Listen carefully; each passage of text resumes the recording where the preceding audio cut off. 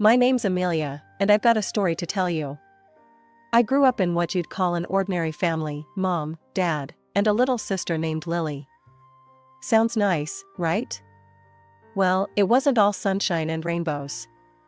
Lily was difficult, to put it mildly.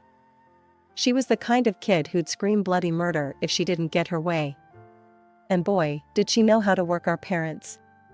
They'd bend over backwards just to keep her from throwing one of her famous tantrums. "Amelia, honey," my mom would say, her voice strained, "could you please let Lily have the last cookie?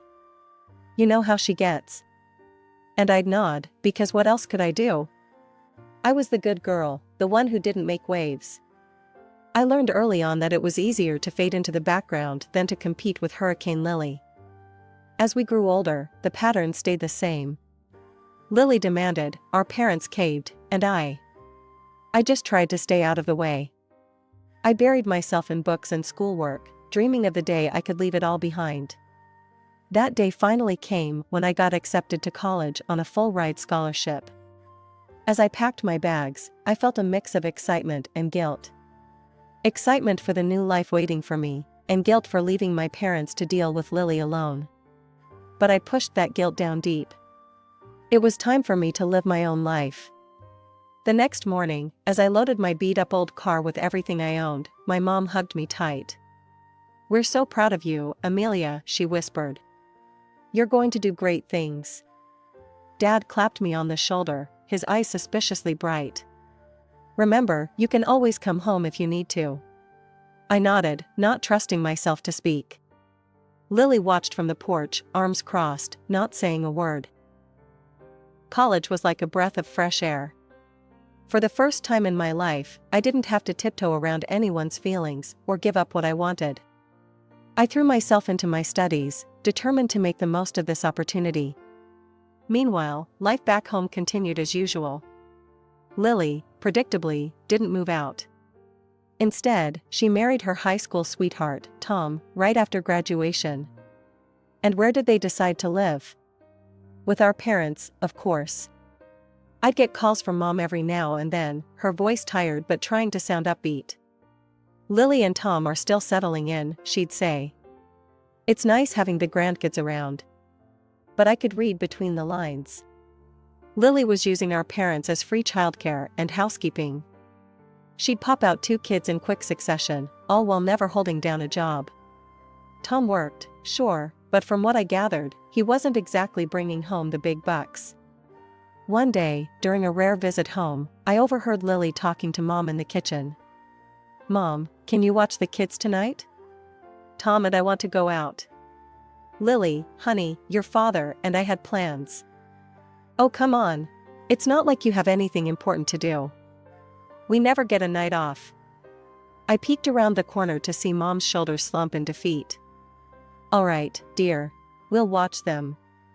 It made my blood boil, but what could I say? I was the one who'd left, after all. So I bit my tongue and focused on my own life.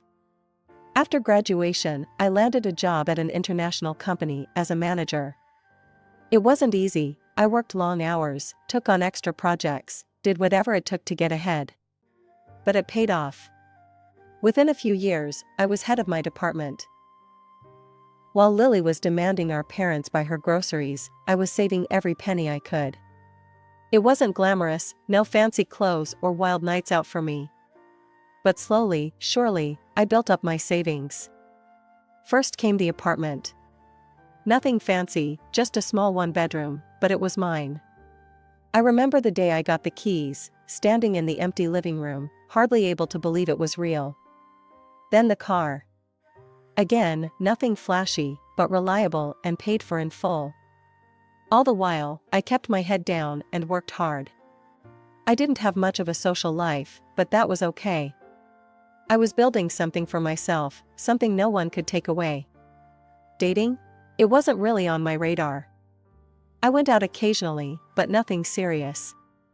That is, until I met Jake. Jake was different from the start. He didn't try to impress me with fancy restaurants or smooth talk.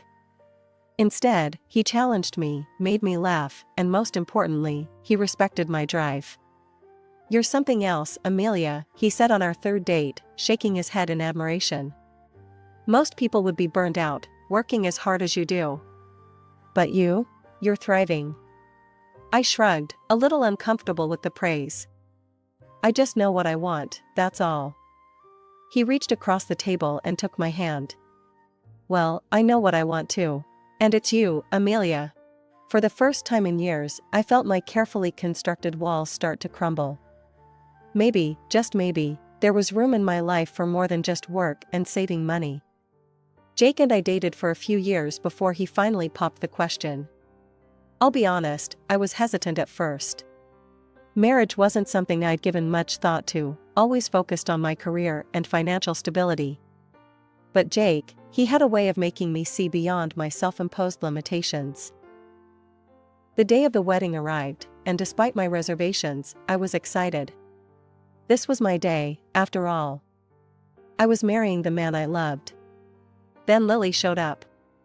My sister waltzed into the bridal suite wearing a white dress that looked suspiciously bridal. "Oh, Amelia," she exclaimed, twirling around. "Don't you love my dress? I wanted to look my best for your big day." I stared at her, speechless. Was she seriously trying to upstage me at my own wedding? "Lily," I finally managed, "don't you think that dress is a bit inappropriate for a bridesmaid?" She pouted, looking around at our cousins who were helping me get ready. "What do you mean? I think I look great." "Don't I look great, girls?" Our cousins, not wanting to cause a scene, mumbled awkward agreements. I took a deep breath, reminding myself that this was my day. I wasn't going to let Lily's antics ruin it. "It's fine," I said, turning back to the mirror. "Let's just get this show on the road." The ceremony itself was beautiful. Jake's eyes lit up when he saw me walking down the aisle, and in that moment, all the stress and family drama faded away. This was about us, about our love and our future together. But at the reception, things got interesting. More than once, I overheard guests asking Lily if she was the bride. She'd giggle and say, "Oh no, that's my sister. But doesn't this dress look amazing on me?" Jake, bless him, did his best to keep me calm. "Don't let it get to you," he whispered, squeezing my hand. "Everyone knows you're the star of this show." And he was right. Despite Lily's best efforts, the day was still ours. We danced, we laughed, we celebrated with our friends and family. And at the end of the night, as Jake and I drove off to start our honeymoon, I felt a sense of peace. After the wedding, Jake and I settled into a rhythm. We moved into his apartment, which was bigger and in a nicer area than mine. I decided to keep my old place and rent it out, just another investment for the future, I thought. I threw myself back into work with renewed energy. Jake was supportive, always there with a cup of coffee when I was burning the midnight oil or a shoulder to lean on when deals fell through. But it wasn't just about work anymore. I started looking into investments, particularly securities. It was a whole new world, full of risks and potential rewards. And payoff it did. 5 years flew by, and suddenly we found ourselves sitting on a decent nest egg. That's when I had an idea. "Let's buy a vacation home," I suggested to Jake one evening. "Somewhere my parents could use too, to get away from everything." Jake knew what I meant by everything. My sister, her husband, their 3 kids, it was a lot for my parents to handle.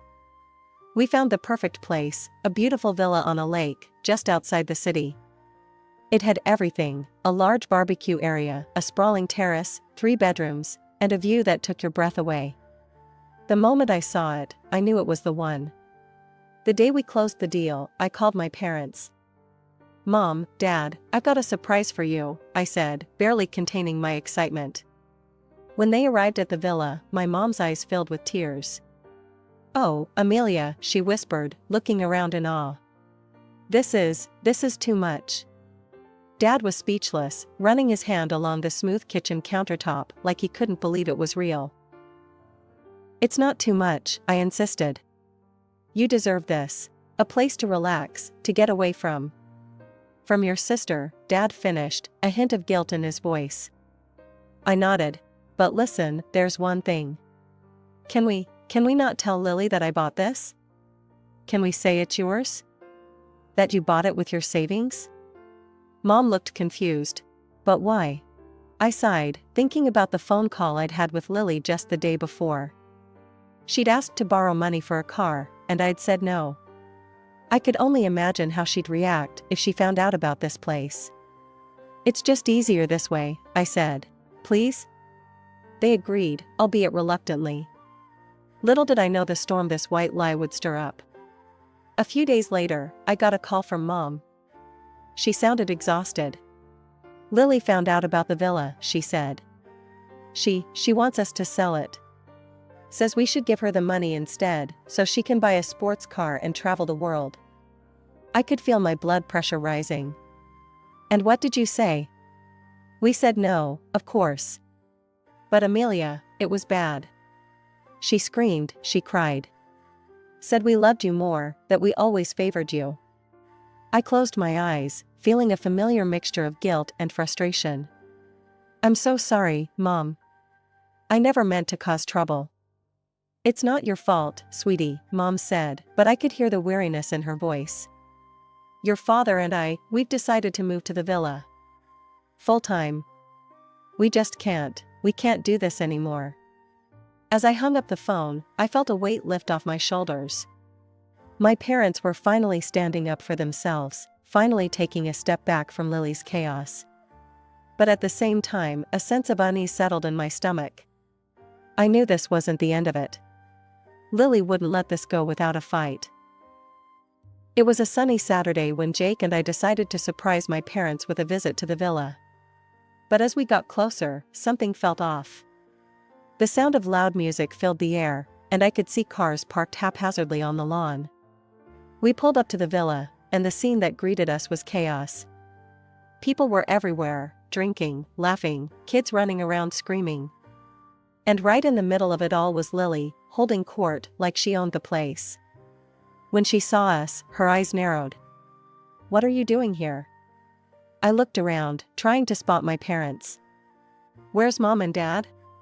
Lily waved her hand dismissively. Oh, Mom's out walking with the kids. Dad's gone to get more meat for the barbecue. I couldn't believe what I was hearing.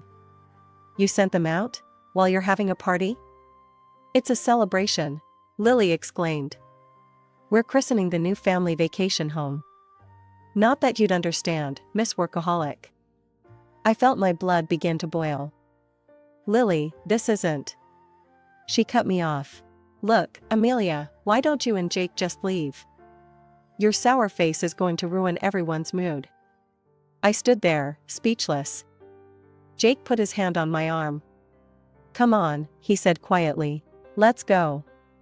As we drove away, I couldn't shake the image of Lily lording over my villa, the villa I'd bought for our parents. I can't believe her, I fumed. Using Mom and Dad like that, treating the place like it's hers. Jake sighed. Maybe it's just a one-time thing? But it wasn't. Over the next few weeks, I heard from Mom about the constant stream of parties and get-togethers Lily was hosting at the villa. And when she wasn't partying, she was dumping her kids on our parents. The kids are missing school, Mom confided in me during one of our calls. She sounded exhausted. Lily says it's not a big deal for Tommy, he's only 4. But Emily and Jack are falling behind. By the way, I forgot to mention that Lily gave birth to her 3rd child shortly after my wedding. I'd had enough. The next time I saw Lily, I confronted her. You need to stop taking advantage of Mom and Dad, I said. They're not your personal babysitters. And the kids need to be in school. Lily rolled her eyes. Don't be such a killjoy, Amelia. Mom and Dad love having the kids around. But I could see the toll it was taking on our parents. They looked tired, worn down. This wasn't the peaceful retirement I'd envisioned for them when I bought the villa. After several more failed attempts to reason with Lily, I made a difficult decision. I contacted Child Protective Services. The investigation was quick and discreet. Lily got a formal reprimand, and suddenly, the kids were back in school full-time. The endless parties at the villa stopped too. Mom called me a few days later. Things have calmed down, she said, and I could hear the relief in her voice. Your father and I are actually getting to enjoy the place now. I felt a weight lift off my shoulders. This was what I'd wanted all along, for my parents to have a peaceful place to retire. But my relief was short-lived. The next time I saw Lily, her eyes were full of venom. I know what you did, she spat. Calling CPS on your own sister. You're a traitor, Amelia. I'll never forgive you for this.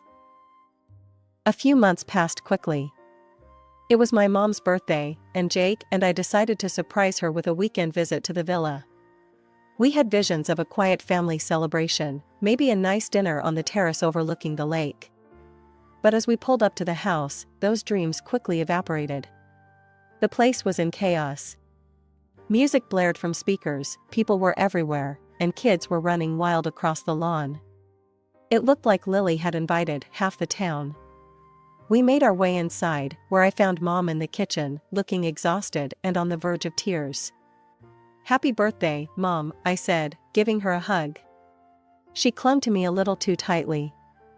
Oh, Amelia, she whispered. I just wanted a quiet day with family. But Lily, she invited all these people. Your father and I have been running around all day, serving drinks, cooking food. I stepped out onto the lawn, searching for Lily in the crowd.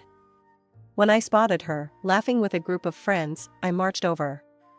Lily, we need to talk, I said firmly. This is Mom's birthday. She wanted a family day, not this.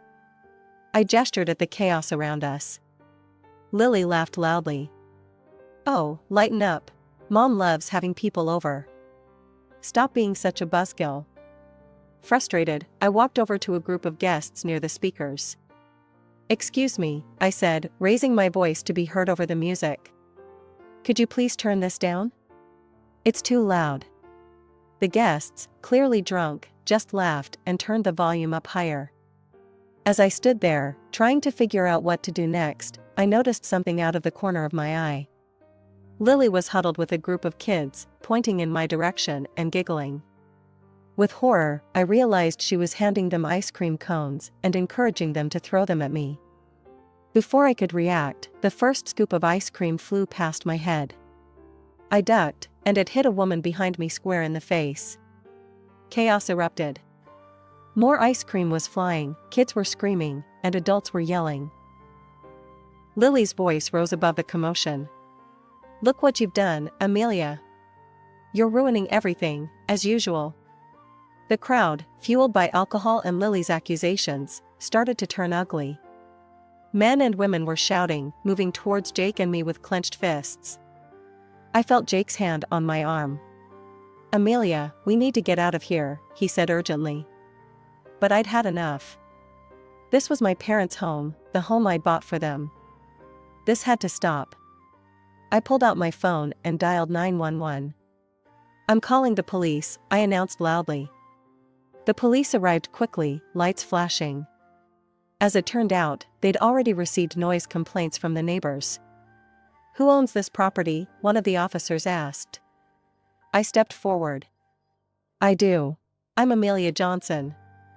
My parents live here, but these people, I gestured to the crowd, are here without my invitation.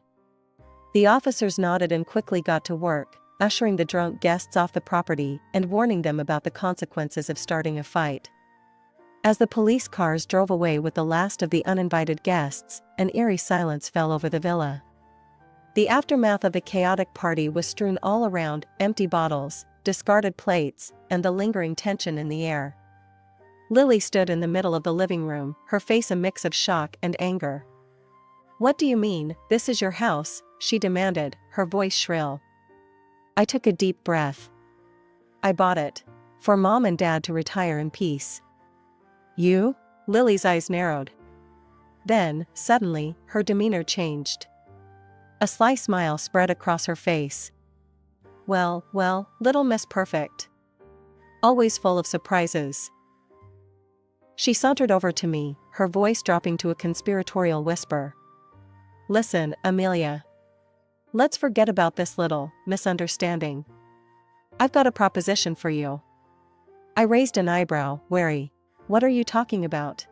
This property, Lily gestured around grandly. It's got potential. Why don't you sign it over to me? I could build a few more houses, rent them out. I've been looking for a passive income opportunity for ages. You've already got your fancy job. Why not help your sister out? Absolutely not, I said firmly. This house is for Mom and Dad. It's not for sale or development. Lily's face darkened. You'll regret this, Amelia. Mark my words. With that, she stormed out, her husband and kids trailing behind her. I turned to Mom, who looked shell-shocked. I'm so sorry, Mom. This isn't how your birthday was supposed to go. To my surprise, she pulled me into a hug. Oh, honey. Thank you for standing up for us. For everything. I spent the rest of the day helping Mom clean up the mess, but Lily's threat kept echoing in my mind. I knew my sister well enough to know she wouldn't let this go easily. Before Jake and I left, I made a decision. I hired a security company to install hidden cameras around the property and set up an alarm system that would alert my phone if anyone entered the grounds. 2 weeks later, my phone buzzed with an alert from the villa's security system. Someone had entered the property. Worried it might be a false alarm triggered by my parents, I called Mom. Mom, are you and Dad at the villa? There was a pause. No, honey. We're back at the old house. Lily, she insisted we come help with the kids. We've been here for a week. My heart sank. I told Mom I'd call her back and immediately headed for the villa with Jake. The sight that greeted us was heartbreaking. The beautiful home I'd bought for my parents was in shambles. Furniture was overturned, things were strewn everywhere, and there was even some graffiti on the walls. Fury rose in me as I called the police. When they arrived, I showed them the security footage. There was no doubt, it was Lily and her husband, vandalizing the property in a drunken rage. A few days later, my phone rang. It was Lily. You need to drop the charges, she said without preamble. The police brought us in for questioning. They're talking about pressing charges for vandalism and trespassing. You have to make this go away, Amelia. I took a deep breath. No, Lily. I'm done cleaning up your messes. I'm done being the family peacekeeper at the expense of my own peace. From now on, you can talk to my lawyer. The weeks following the villa incident were a whirlwind of legal proceedings and family drama. I was determined to see this through, to finally put an end to Lily's destructive behavior. I had the villa professionally cleaned and repaired, carefully documenting every bit of damage. The bill came to just over $10,000. My lawyer advised me to sue for the full amount, and after some soul-searching, I agreed. The day of the court hearing arrived. I sat on one side of the courtroom, Lily and her husband on the other. She wouldn't even look at me. The judge listened to both sides, reviewed the evidence, including the security camera footage. In the end, his decision was clear. The court finds in favor of the plaintiff, he announced. The defendants are ordered to pay $10,000 in damages. But that wasn't all. Due to the nature of the crime and the clear evidence, the judge also handed down a suspended sentence for trespassing and property damage. The aftermath of the trial hit Lily and her family hard. Her husband, who'd always coasted by on charm and family connections, suddenly found himself struggling to find work. No one wanted to hire someone with a criminal record, even if it was suspended. Lily, who'd never worked a day in her life, was forced to find a job. I heard through the grapevine that she was waiting tables at a local diner, coming home exhausted every night. As for me, I made the difficult decision to cut ties completely. I issued a legal notice, barring Lily from the villa, and ceased all communication with her. It was painful, but necessary. Mom and Dad, finally free from Lily's constant demands, moved into the villa full-time. The change in them was remarkable. They looked years younger, more relaxed than I'd seen them in decades. We should have done this years ago, Dad told me during one of my monthly visits. We love having the grandkids over, but now it's on our terms. A few hours at a time, and then back to our peaceful life. They'd left their old house to Lily, a final act of parental kindness, but made it clear that the financial support stopped there. It was time for Lily to stand on her own 2 feet. As for me, life was looking up. Work was going well, my relationship with Jake was stronger than ever, and then we got some unexpected news. "I'm pregnant," I told Jake one evening, my voice shaking with excitement and nervousness. His face lit up like a Christmas tree. He picked me up and spun me around, both of us laughing and crying at the same time. As I write this, I'm 6 months along. We're having a little girl. Jake and I are busy preparing the nursery, reading every parenting book we can get our hands on. I still think about Lily sometimes. Last I heard, she and her husband were fighting constantly, teetering on the edge of divorce. Part of me feels sad for her, for the mess she's made of her life. But a bigger part of me feels free. Free from the obligation to always fix her problems, to be the peacekeeper at the expense of my own happiness.